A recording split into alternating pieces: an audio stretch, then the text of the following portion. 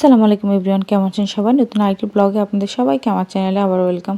তো এই যে সকালে ঘুম থেকে উঠে গেছি, তো আমি আজকে অনেক দেরিতে উঠছি ঘুম থেকে, একটু শরীরটা ভালো লাগছিল না। ইদানিং আমার শরীরটা ভালো যাচ্ছে না, আমি সব ভিডিওতেই প্রায় বলে থাকি। তো উঠে দেখি যে আম্মু আজকে নাস্তায় পিঠা বানিয়েছে, ভাপা পিঠা। তো সাথে আরও ছিল যে মিষ্টি আলু সিদ্ধ করা। ভাই অনেকদিন ধরে বলতেছিল যে মিষ্টি আলু আনার জন্য, তো আজকে আম্মু একটু মিষ্টি আলুগুলোকে স্টিম করে নিছে। আর এখানে সকাল সকাল আব্বু কবুতর জবাই করে দিছে। আর এই কবুতরগুলো কেন জবাই করছে বলতেছি। এমনিতে তো আমরা নর্মালি কবুতরগুলো পালি। তো এই যে সকালে নাস্তা রেডি হয়ে গেছে।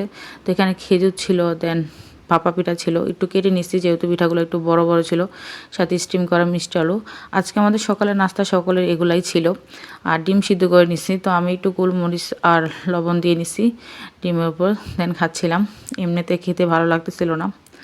তো আজকে যেহেতু ওরকম বেশি হেভি নাস্তা করে নাই, মোটামুটি সিম্পল রান্নাবান্নাই করছে আম্মু সকালবেলা।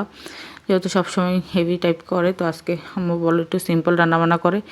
যেহেতু আজকে ছিল আবার 16ই ডিসেম্বর, তো সকাল থেকে এই যে কবুতর, তারপর আবার ছাদে কাজ করা ছিল, এগুলো নিয়ে সবাই অনেক ব্যস্ত ছিল। তো এই জন্য আর কি সিম্পল রান্নাবান্না ছিল। তো আম্মু যে ছাদে নিয়ে আসছে কবুতরগুলোকে, আবার ছাদে থেকে জবাই করে নিয়ে গেছে ঘরে, দেন ওইখান থেকে আবার নিয়ে আসছে। যেহেতু শীতকাল, তো শীত লাগতেছিল, তো রোদে বসে এই কাজটা করতেছিল, এখানে এগুলোকে ক্লিন করে নিচ্ছে।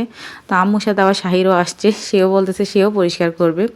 তো এর জন্য তাকেও আর কি কাজে লাগিয়ে দিচ্ছে আম্মু, সে আর কি কোনোরকম করতেছিল। তো এগুলোকে পরিষ্কার করে আম্মু আবার ছেঁকে নিতেছে কবুতর। আমার কবুতর আর কবুতরের মাংস সম্পর্কে অত বেশি আইডিয়া নেই, যেহেতু আমি অ্যাকচুয়ালি এই জিনিসটা অত পছন্দ করি না বা খাইও না, খুবই কম আর কি। তো এটা মেনলি আমার হাজব্যান্ডের জন্য অ্যাকচুয়ালি আম্মু জবাই করছে, আম্মু না আব্বু জবাই করছে আর কি, আম্মু ক্লিন করে রাখছে। তো এগুলো ওর জন্য পাঠানো হবে, যেহেতু আর কিছুদিন আগে একটা অপারেশন হয়েছে, আল্লাহ বাঁচাইছে যে সব কিছু ঠিকঠাক মতো আছে। তো আম্মু এগুলোকে ক্লিন করে রেখে দিছে। তো এখানে আজকে দুপুরে 16 ডিসেম্বর বলে শাফিন বলতেছে যে ও বিরিয়ানি খাবে, তো এই জন্য আর ওরকম কিছু রান্না করে নাই। আম্মু যেহেতু রোস্ট পোলাও বা বিরিয়ানি টাইপ খাবারগুলো অত বেশি নিতে পারে না, তো আম্মু বলতেছে যে আম্মু ভাতই খাবে। তো এই জন্য আম্মু আবার মূলার শাক এখানে কুচি করে নিচ্ছে, তো মূলার শাক ভাজি করা হবে। আর আমারও তো শাক না হলে চলে না, তো আমিও বলতেছি আচ্ছা ঠিক আছে তাহলে মূলার শাকটা ভাজি করে নাও, আমি আম্মু মূলার শাক খাবো, আর কেউ খাক আর না খাক। কিন্তু ওই শাকটা খুবই মজা হয়েছিল আম্মুর। তো এই শাকগুলো দিয়ে আমরা যদিও বা দুপুরের বেলা কেউ অত খাই নাই, কিন্তু রাতে কিন্তু সবাই এই শাকটা দিয়ে ভাত খাইছি। তো আলহামদুলিল্লাহ। আর এই যে আমি কিন্তু দুপুরবেলাও শুধু শুধু খাইছি, বিরিয়ানিও খাইছি আবার এই শাকও খাইছি, কিন্তু আম্মু অ্যাকচুয়ালি দুপুরবেলা ভাতই খেয়েছে, অল্প একটু বিরিয়ানি খেয়েছে। তো এই যে বিরিয়ানি রান্নার প্রসেস শুরু হয়েছে, আর আমাদের রান্না শুরুই হয়েছে প্রায় 1:30 বাজে। অ্যাকচুয়ালি 1টার দিকে মাংস নামানো হয়েছে, তো তাড়াতাড়ি করে রান্না করার জন্য প্রেশার কুকারে আসলে রান্নাটা বসায় দিছে। আর যেহেতু এখানে গরু মাংসের বিরিয়ানি রান্না করা হবে, আর বরাপুর কাছে বিরিয়ানি মানেই হলো গরু মাংসের বিরিয়ানি। বরাপুর মুরগির বিরিয়ানিটা অত বেশি পছন্দ করে না। তো এমনিতে তো গরু মাংস সিদ্ধ হওয়ার জন্য অনেক বেশি টাইম লাগে, এই জন্যই আসলে প্রেশার কুকারে বসানো হয়েছে। তো বিরিয়ানি রান্না অ্যাজ ইউজুয়াল মোটামুটি অনেকেই পারেন, তো আমরা যেভাবে রান্না করছি আজকে ওটাই শেয়ার করতেছি। কিছুই না, জাস্ট এখানে প্রেশার কুকারে তেল দিয়ে দেন একটু পেঁয়াজগুলোকে ভেজে গোটা মশলাগুলো দিয়ে দিছি, তারপর আদা রসুন পেস্ট দিয়ে এখন এটাকে একটু ভালো করে ভেজে নিতেছি। তো এখানে অর্ধেকের বেশি বিরিয়ানির মশলা এখানেই দিয়ে দিছি আগেই, এটা রাঁধুনির বিরিয়ানির মশলা দিয়ে বিরিয়ানি রান্না করতেছি আর কি। তো এখানে গোটা মশলা হিসাবে সবই ব্যবহার করছি, এলাচি, দারচিনি, লং, দেন বাকি গোলমরিচ যা যা লাগে। তো এই যে এখন একটু এটাকেও ভেজে দেন এখানে আবার যে কাঁচামরিচগুলো ওগুলোও দিয়ে দিছি। তো এখানে কাঁচামরিচগুলো অ্যাকচুয়ালি আস্ত দেওয়া হয়েছে, তো তো এই জন্য আমি আবার এটাকে একটু খুন্তি দিয়ে কেটে কেটে দিচ্ছিলাম। তো এই যে এখানে আমার মাংসটা দিয়ে দিছি, মাংসটা ক্লিন করে নিছি, ছোট ছোট করে আপু মাংসটা কেটে নিছে। আমাদের যেহেতু এমনিতেই অনেক লেট হয়ে গেছে, রান্নাই বসিয়েছি আমরা 1:30টার দিকে। তো এমনিতে তো শীতের দিন দিন অনেক তাড়াতাড়ি চলে যায়, তার ভিতরে আবার রান্নায় তো দেরিতে বসাইছি, তো তাড়াতাড়ি করার চেষ্টা করতেছিলাম যে যেভাবে রান্নাটা তাড়াতাড়ি হোক। আর এরকম টাইপের খাবার কিন্তু আবার সব কিছু রেডি থাকলে রান্না করতে বেশি সময় লাগে না, খুব ইজিলি তাড়াতাড়ি রান্না করা যায় আর কি।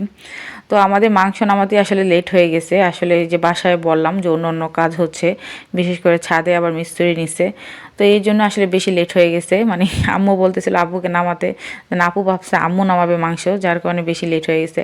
তারপরে তো মাংস বরফ ছাড়ছে, দেন আর কি বসাতে হয়েছে। তো এই যে এখানে যখন মাংসটাকে একটু কষে আসছে, তো এই পর্যায়ে এসে আপু আবার গুঁড়া দুধ দিয়ে দিচ্ছে। নর্মালি গুঁড়া দুধ গুলে দেয়, তো আপু আর কি তাড়াতাড়ি করতে যে গুঁড়া দুধ আর গুলে নেয়, এমনিতেই নর্মালি দিয়ে দিতেছিল। তো এখানে টক দই হলে কিন্তু জিনিসটা খেতে আরও বেশি মজা লাগতো। তো আমাদের বাসায় যেহেতু টক দই ছিল না, তাই গুঁড়া দুধ দিয়ে দিচ্ছে। আর এখানে গুঁড়া দুধের সাথে আরও ব্যবহার করছে, তেঁতুলের টকটা। তো এটা মোটামুটি টক দইয়ের কাজটা অনেকটা করে ফেলতেছিল। আম্মু তেঁতুলটা ব্যবহার করছিলাম।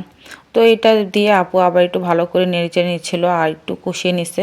দেন আর কি সেদ্ধ করার জন্য এটাকে প্রেশার কুকারে ঢাকনা দিয়ে ঢেকে দেওয়া হবে। আর এখানে যেহেতু বিরিয়ানির সাথে আমরা আলু খুবই পছন্দ করি, আসলে আমাদের বাসায় সবাই আমরা মোটামুটি আলু পছন্দ করি। সাফিন, আমি, দেন বড় আপু, আমার হাজব্যান্ডও বেশ পছন্দ করে, ভাইয়া আম্মু অত বেশি পছন্দ করে না। যাই হোক, এই মাংসটা যখন কষতেছিল তখন আপু আবার এখানে সয়া সস, দেন ভিনেগার, তারপর আবার টমেটো সসও ব্যবহার করছে। তো টমেটো দিলেও এখানে বেশ ভালোই লাগতো। তারপর আর কি ঢাকনা লাগিয়ে দিছে। দেন 2-3 শীষ আসার পরে এখানে আবার আলু অ্যাড করা হবে। আর এখানে আম্মু আবার পোলাওয়ের চালটা রেডি করে নিচ্ছে। তো এখানে মোটামুটি আমরা 1 কেজি চালের বিরিয়ানি রান্না করব আজকে। 1 কেজি চাল পুরা ছিল না, একটুখানি কম ছিল, কিন্তু মোটামুটি 1 কেজি বলা চলে। তো আম্মু এখানে এই চালটা নিয়ে নিচ্ছে আর চালটার স্মেল খুবই সুন্দর আসতেছিল, বেশ ভালো ছিল। তো মোটামুটি 2-3 শীষ আসার পরে এখন এই যে আলুগুলা দিয়ে দিচ্ছে, আলুগুলা দিয়ে দেন এটাকে আবার একটু 1-2টা শীষ আনবে, তারপর নামিয়ে ফেলবে। আর এখানে যে আমার আম্মু পোলাওটা রেডি করে নিতেছে।